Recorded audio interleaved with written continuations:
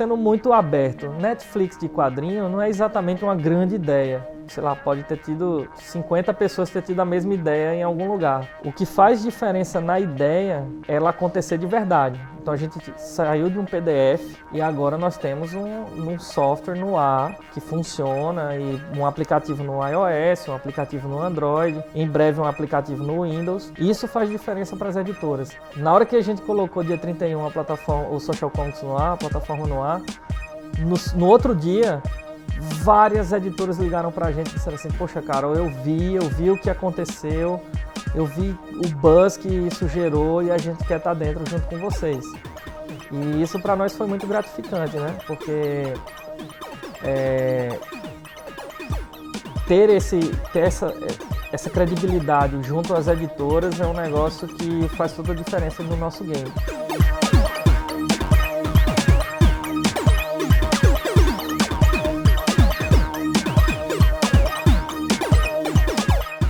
Quadrinhos eu sou apaixonado desde pirralho, né? Desde criança. Eu sempre joguei RPG, sempre li quadrinhos, sempre fui fissurado em cinema.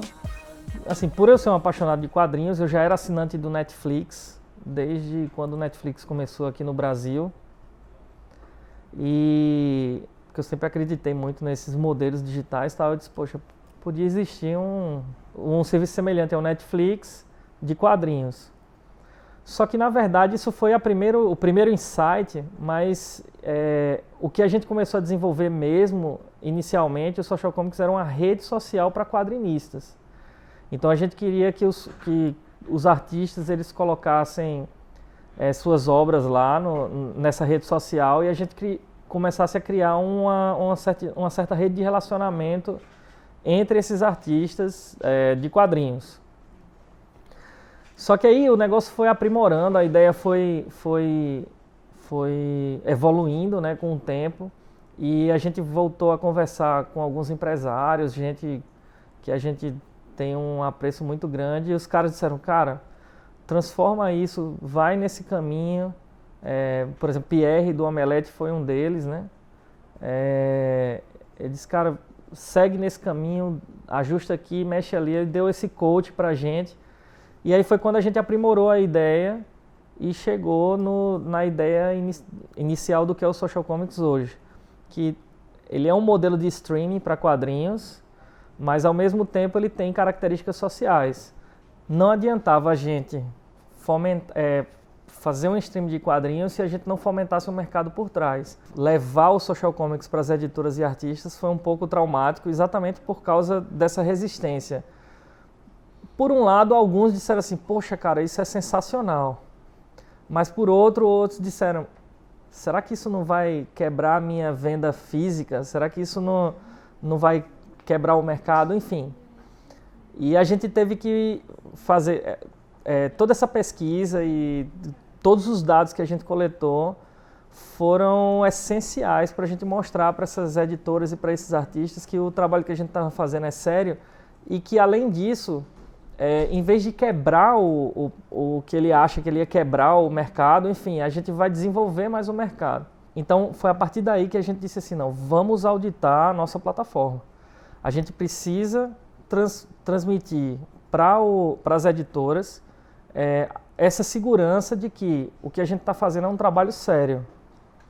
Então, foi aí onde a gente procurou o IVC, que é o Instituto Verificador de Circulação, e fechamos com ele uma auditoria. E para o próprio IVC, o nosso caso foi uma coisa muito interessante, porque o IVC ele não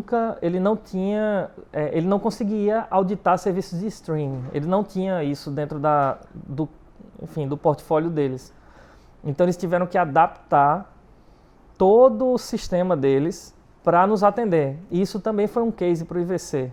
A nossa unidade de monetização, ela é a página lida. E aí a conta é feita da seguinte forma, a gente pega a quantidade de assinantes, quanto a plataforma faturou com assinantes, a gente vai tirar os 30% e aí depois vai dividir esse valor, esse montante, pelo número de páginas lidas e a gente vai chegar no ticket médio da página. Então, o próprio artista ele vai ver lá, a gente vai ter a informação, o ticket médio é 10 centavos, por exemplo. E aí ele vai ver, eu tive 1000 e tantas páginas, é só ele fazer a conta e ele sabe quanto ele vai receber.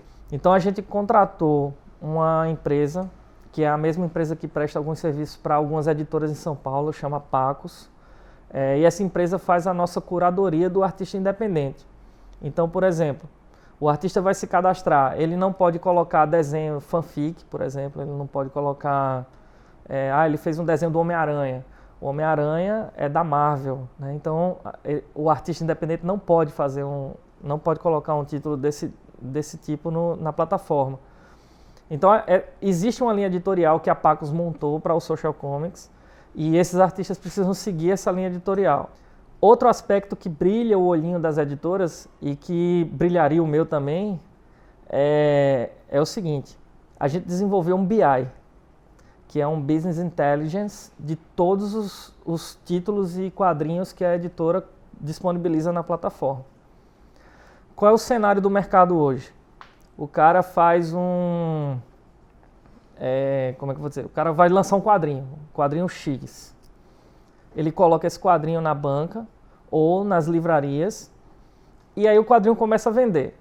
O que ele sabe só o quadrinho diminuiu a venda, parou de vender ou explodiu de vender. E isso é o que as editoras sabem. Mas ela não sabe o porquê dessas três coisas acontecem. Com o nosso BI, como a nossa unidade de monetização é a página, o cara pode, por exemplo, ele tem um dado que para ele é importantíssimo. Ele sabe que até a página 20, por exemplo, do quadrinho, todo mundo leu. Depois da página 20, o povo parou de ler. O que é que acontece? Ninguém gostou do quadrinho na página 20. Então pode ser que tenha um problema de roteiro naquela página ali que a galera não curtiu. Ou da página 20, as mulheres pararam de ler e os homens continuaram lendo. Então esse nível de detalhe de informação a gente consegue oferecer para a editora. Então ela sabe quando o cara leu, a hora que o cara leu, ela sabe os dados relativos a dados geográficos, onde o cara está, enfim. Ele consegue montar um perfil de público para saber especificamente quem é aquela pessoa que está lendo o quadrinho dele. E isso é uma informação muito, muito valiosa para as editoras. E para os artistas independentes, que eles também têm esse BI disponível para os títulos deles, né? A grosso modo, eu acho que é isso. O problema maior no Brasil é a distribuição.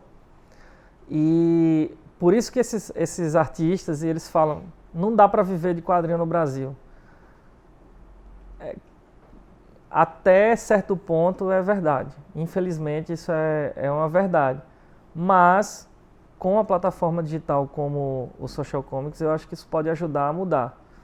Porque se o cara não tem custo de distribuição, ele não tem custo de produção, ele pode só querer apostar no sonho dele, subir na plataforma e esperar, e ele mesmo divulgar através das redes sociais o trabalho dele. E isso, no momento que alguém ler o quadrinho dele, ele já vai estar ganhando alguma coisa. Então, em teoria, ele já está lucrando com a história. Claro que tem o trabalho do cara e etc, que isso é incontestável, que deveria ser o mais caro, né? O mais valorizado.